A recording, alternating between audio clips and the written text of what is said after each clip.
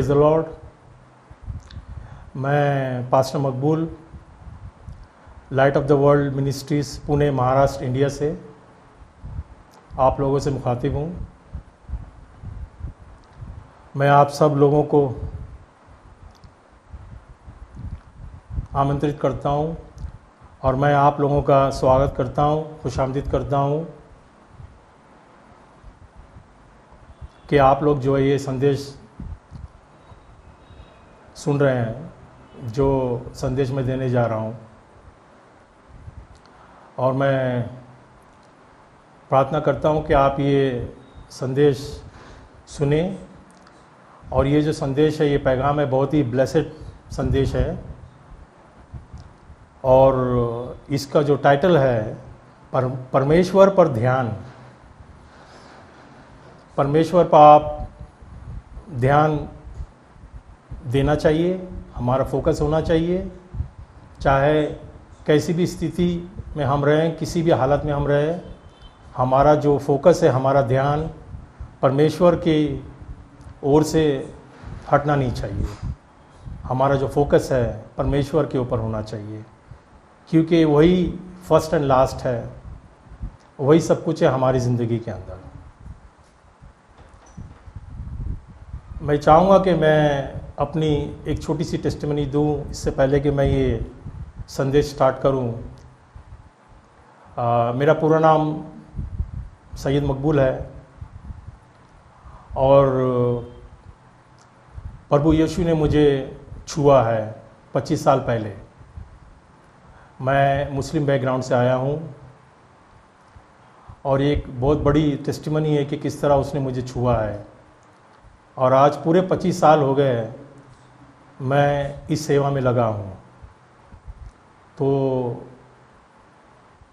जिस तरह पॉल ने कहा है कि मैं सब कुछ काउंट करता हूँ वेस्ट प्रभु को जानने के लिए, उसी तरह जो भी मैं था, जो भी मैंने ज्ञान लिया है, जो कुछ मेरी लाइफ में पहले हुआ है, उसके लिए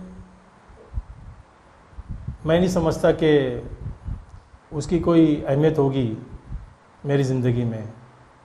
और जब से मैंने प्रभु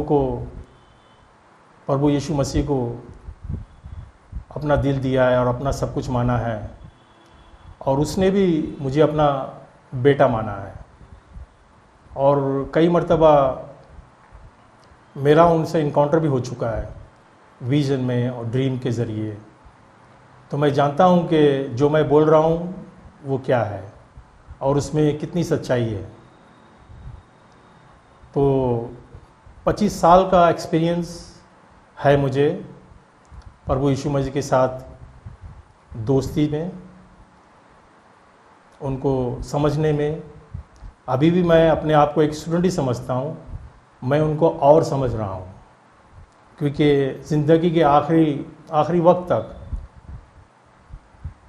हम उनको समझना है एक स्टूडेंट के ज़रिए। तो चलते हैं संदेश की तरफ, मैसेज की तरफ।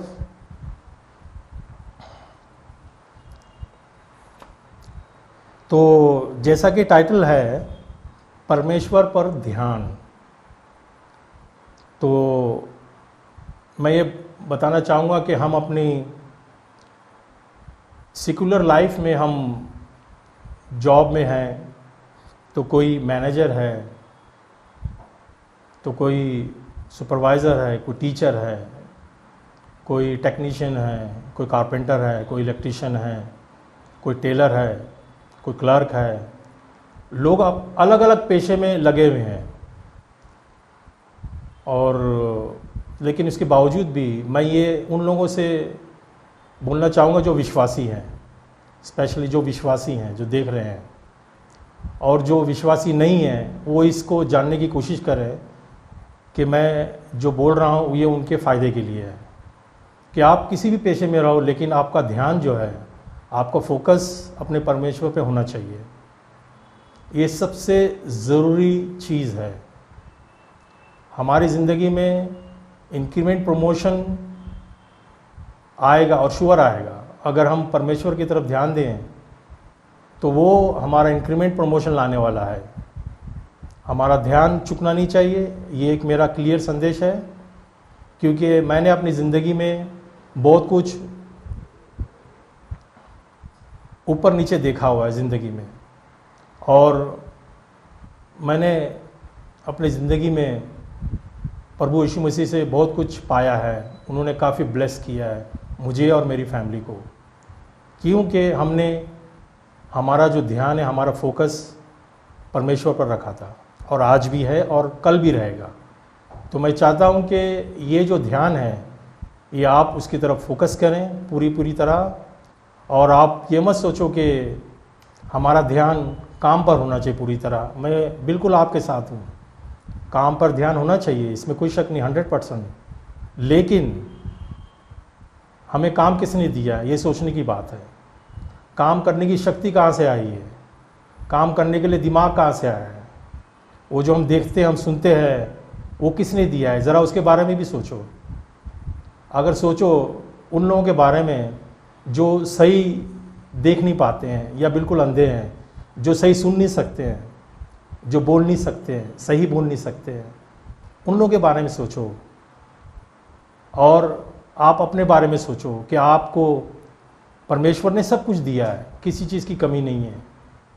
तो हमेशा हर लम्हे हम परमेश्वर का धन्यवाद करना चाहिए, उनका शुक्रिया अदा करना चाहिए कि हे परमेश्वर, तूने मुझे बहुत अच्छा लगा, बहुत अच्छा रखा है, मेरी सेहत को तूने ठीक रखा है, उसके लिए धन्यवाद। और उठते बैठते हमने परमेश्वर का धन्यवाद करना चाहिए, उसका शुक्र अदा करना चाहिए। सेहत है तो सब कुछ है, हेल्थ इज़ वेल्थ। इस बात को आप समझ के चलो तो सारी दुनिया आपके कदमों में आ जाएगी। तो स्टार्ट करते हैं बाइबल से। जेनेसिस जो है 1:27, जैसा कि लिखा है इसके बाइबल में, जेनेसिस 1:27 में, खुदा ने इंसान को अपनी सूरत में पैदा किया, और खुदा की सूरत पर उसको पैदा किया, नर और नारी उनको पैदा किया। परमेश्वर ने हर चीज़ जो है 6 दिन के अंदर क्रिएट कर दिया पूरी दुनिया में, और 6वें दिन आखिर में परमेश्वर को ख्याल आया कि हमें इंसान को पैदा करना चाहिए, और इंसान वो भी हमारी शक्ल का, हमारी शक्ल में। और उसने ऐसा किया, और उसका नाम परमेश्वर ने आदम रखा। और आदम को पैदा करने के बाद परमेश्वर ने सोचा कि ये ठीक नहीं है कि आदम अकेला रहे। पता नहीं कितने साल परमेश्वर आदम के साथ फेलोशिप कर रहा था ईडन गार्डन के अंदर, और अचानक ख्याल आया कि ये अकेला अच्छा नहीं, इसके साथ कोई इसका साथी होना चाहिए। तो परमेश्वर ने आदम के हेल्प के लिए ईव को पैदा किया, आदम से हवा को पैदा किया। और ये लोग काफ़ी साल तक इनकी फेलोशिप चलती रही परमेश्वर के साथ, कोई प्रॉब्लम नहीं था, और इसका कोई हिस्ट्री नहीं है कि कब तक कितने साल तक था, क्योंकि बाइबल में इस बारे में कोई जिक्र नहीं है कि उनके साथ फेलोशिप कितने साल तक वो लोग चल रहा था। तो अचानक उनकी ज़िंदगी में कुछ उछाल आ गया, और परमेश्वर ने आदम को कहा था कि आप लोग इस जो गार्डन है, जो बाग है, इसके हर किसी भी पेड़ का फल खा सकते हो, सिवाय एक पेड़ को छोड़ के, जिस पेड़ को कहते हैं tree of knowledge of good and evil, ये वो पेड़ है जिसका फल खाने से जो हमको अच्छाई या बुराई की समझ मिलती है। और परमेश्वर ने क्लियरली कहा था कि आप उस पेड़ के फल को मत खाना, ना उसके करीब जाना, ना उसको छूना। और अगर आपने ऐसा किया तो आपकी डेथ श्योर है, आप लोग यकीनन मर जाओगे। और अगर हम इसका रिवर्स देखें कि परमेश्वर ने ऐसा क्यों कहा, कि अगर आप ये नहीं खाओगे और उसकी तरफ देखोगे भी नहीं तो आप हमेशा जीवित रहोगे, हमेशा जिंदा रहोगे। तो ये बात परमेश्वर ने आदम को बताई थी, और जब ये बताई थी जेनेसिस 2:16-17 में, उस टाइम परमेश्वर ने हवा को पैदा नहीं किया था, उस वक्त सिर्फ आदम था। और सरपंच को ये बात पता थी कि परमेश्वर ने उनको ये बात बताई है, और वो सरपंच जो है शैतान, वो इस कोशिश में था कि मैं इनको किस तरह वर्गलाऊं, इनको मैं किस तरह परमेश्वर के खिलाफ खड़ा करूं। वो इस मौके का इंतज़ार कर रहा था और उसके हाथ में ये मौका लग गया। और शैतान ने हवा को भड़काया और उसे कहा, जेनेसिस 3:1 में,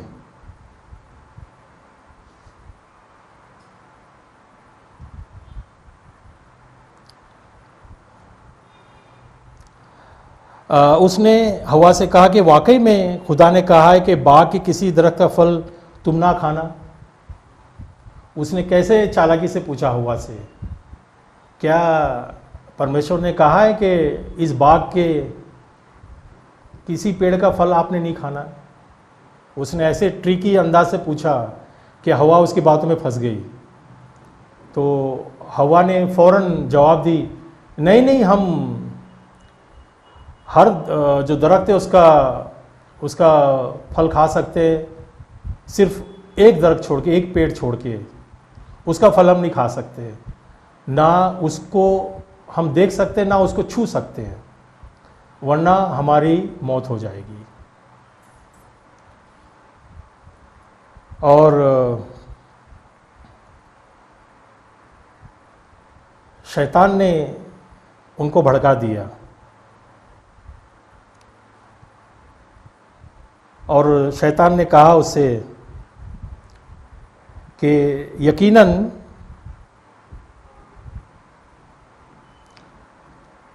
तुम हरगिज नहीं मरोगी। जेनेसिस 3:4 में लिखा हुआ है कि यकीनन तुम नहीं मरोगी। उसने एक दाना डाल दिया और उसकी जाल में हवा फंस चुकी थी। अब यहाँ ये गौर करने की बात है कि यहाँ हवा का फोकस बिल्कुल ख़त्म हो चुका था, उसका ध्यान परमेश्वर की तरफ जा चुका था और उसका ध्यान जो है वो शैतान की तरफ कनेक्ट हो गया था। और वो भूल चुकी थी कि आदम को परमेश्वर ने क्लियरली बताया था कि आप लोगों ने उस दरख्त का फल नहीं खाना है, और वो परमेश्वर की बात को नज़रअंदाज करके उसने शैतान की बातों पे विश्वास किया और उसके अंदर जो है ख्वाहिश बढ़ गई कि मैंने ये फल खाना है इस दरख्त का। और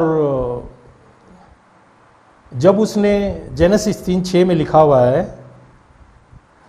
औरत ने जब देखा कि वो दरख्त का फल खाने के लिए अच्छा है और आँखों को अच्छा लगता है, और ये वो फल है जो हमको अक्ल दिमाग भी देगा और अच्छे बुरे की पहचान भी हम कर सकते हैं, तो उसने वो फल तोड़ा उस दरख्त से और खाया और अपने शोहर को भी दिया, और शोहर आदम ने भी वो फल खाया।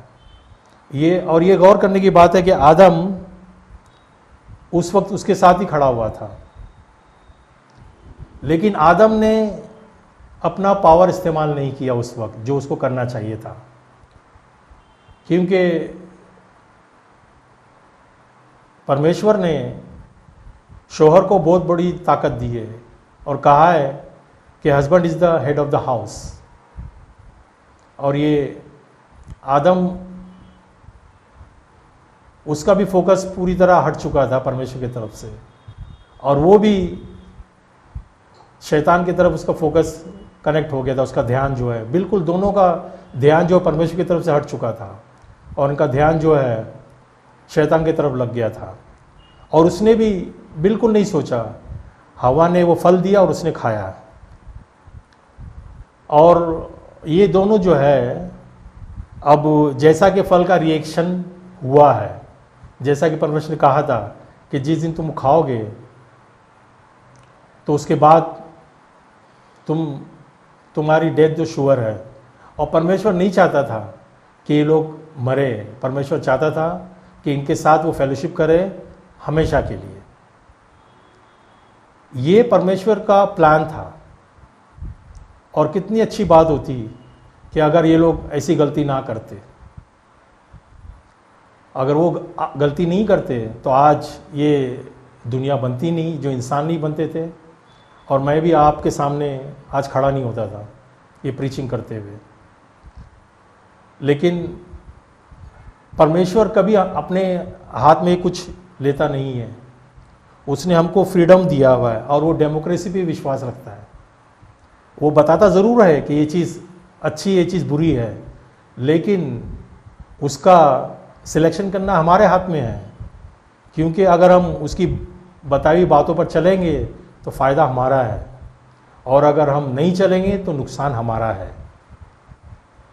अब उन लोगों ने परमेश्वर की बातों का डिसोबे किया, उसकी बातों का डिसोबे किया, और अभी फंस गए। जैसा कि परमेश्वर हर शाम को ईडन गार्डन में टहलने आते थे, और उन्हें आवाज़ दी कि आदम कहाँ हो। तो ये आदम और हवा ये पेड़ों के बीच छुपे हुए थे।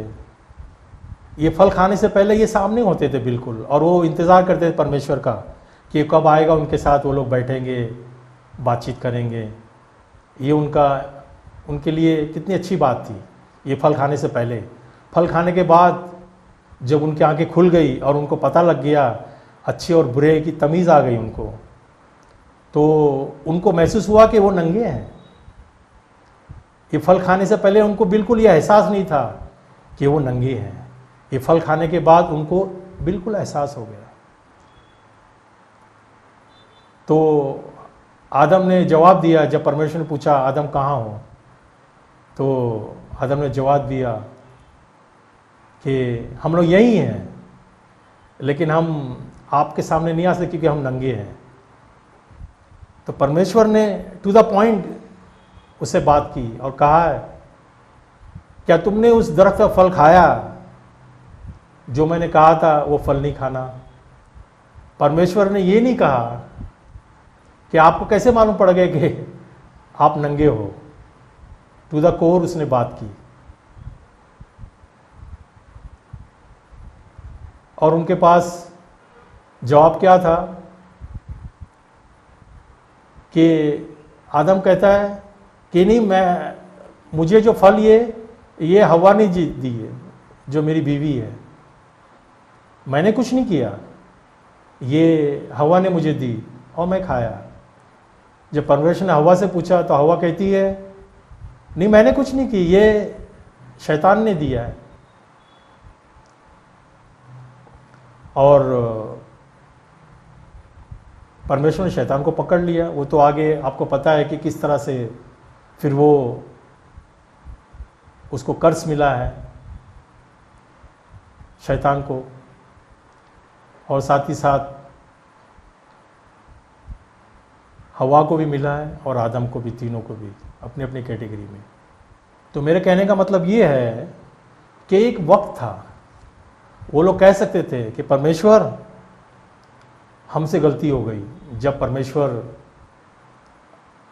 ईडन गार्डन में आए थे उनके साथ बैठने के लिए, उनके साथ चैट करने के लिए, उनके साथ बातचीत करने के लिए, उनके साथ गप्पे मारने के लिए, तो उस वक्त ये कह सकते थे कि परमेश्वर हमसे बहुत बड़ी गलती हो गई है, हमें क्षमा करो। बेशक आपने कहा था कि वो उस दरख्त का फल नहीं खाना, हमने खाए, शैतान के चुंगल में हम फंस गए।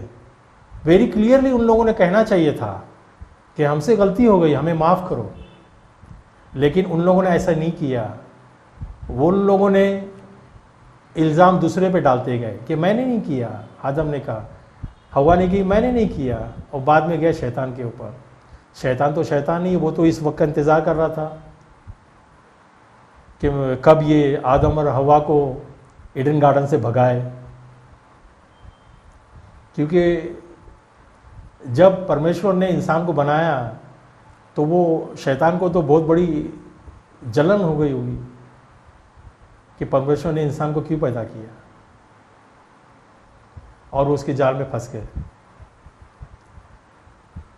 तो मेरा संदेश यही है कि जो परमेश्वर की तरफ जो ध्यान है अपना, वो पूरी तरह होना चाहिए, उसमें किसी भी चीज़ की कमी नहीं होनी चाहिए अपने ज़िंदगी में।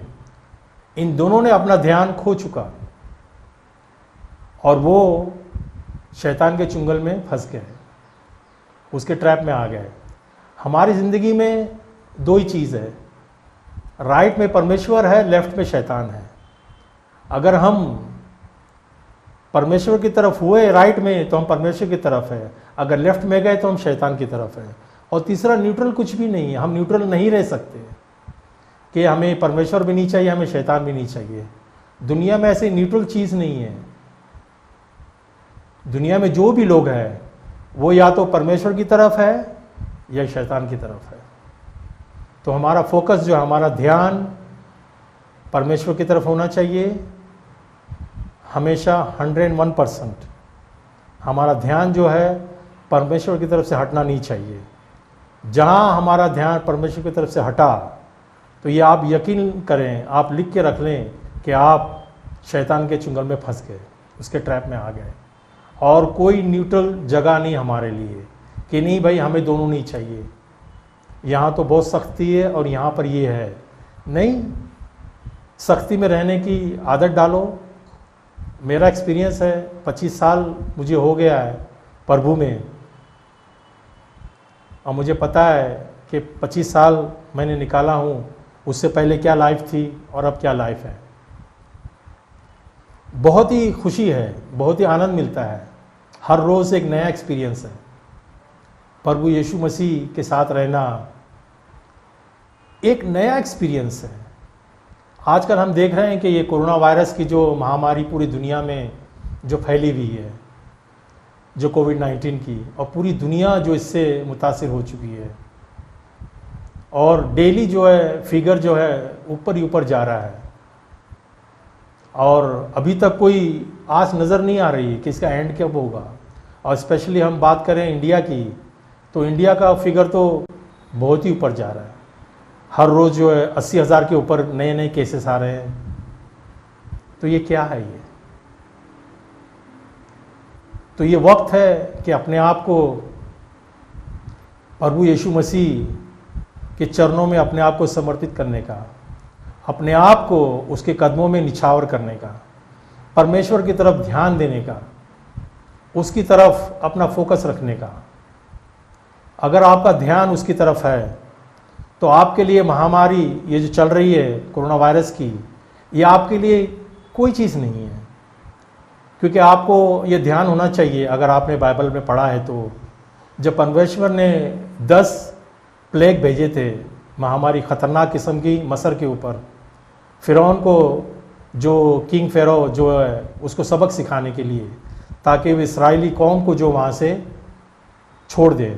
जब वो नहीं मान रहा था तो 10 डेडली प्लेग जो परमेश्वर ने भेजा है, उस वक्त इस्राएली भी वहाँ रहते थे मसर में, लेकिन वो 10 प्लेग में से एक भी प्लेग इसराइलियों को छुआ तक नहीं। और उनकी उस टाइम आबादी तकरीबन 30 लाख की आबादी थी इसराइलियों की, उनके साथ जानवर भी थे।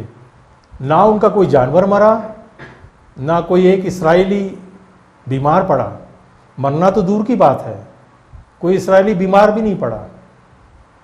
तो वही परमेश्वर आज भी है, आज भी वही परमेश्वर है जिसने वो 10 जो प्लेग भेजा था मसरी के ऊपर, हमें इस महामारी से बचाएगा।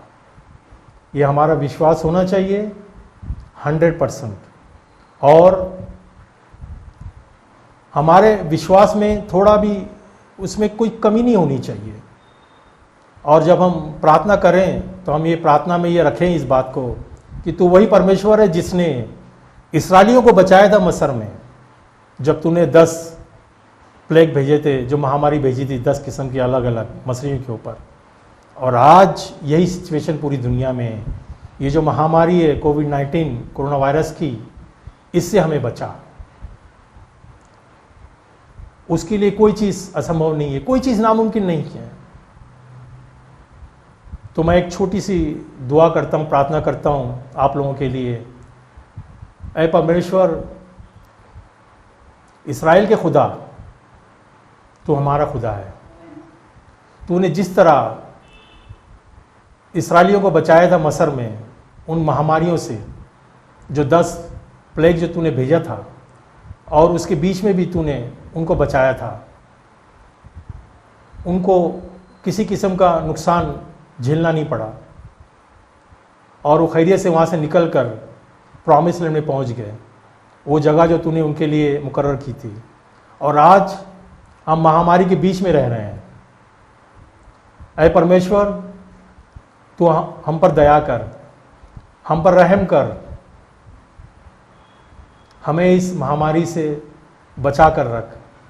हमें, हमारे फैमिली मेंबर्स को, हमारे फ्रेंड्स लोगों को, जितने भी जानने वाले लोग हैं, जितने भी हमारे दोस्त हैं, पड़ोसी हैं, जो भी हमारे सर्कल में आते हैं, उन सबको बचा। हम पर दया कर प्रभु। हमें सिर्फ तेरे ऊपर विश्वास है कि तू ही हमें बचा सकता है इस महामारी से। दुनिया की कोई ताकत हमें बचा नहीं सकती सिवाय तेरे। हम किसी डॉक्टर पर विश्वास नहीं रखते, हम किसी दवा पे विश्वास नहीं रखते, हम तेरे नाम पे विश्वास रखते हैं कि तू हमारे साथ है और तू ही हमारा हीलर है। तू हमें चंगाई देने वाला है, तू हमें शिफा देने वाला है। धन्यवाद। यीशु मसीह के नाम से मैं प्रार्थना करता हूँ, आमीन। धन्यवाद।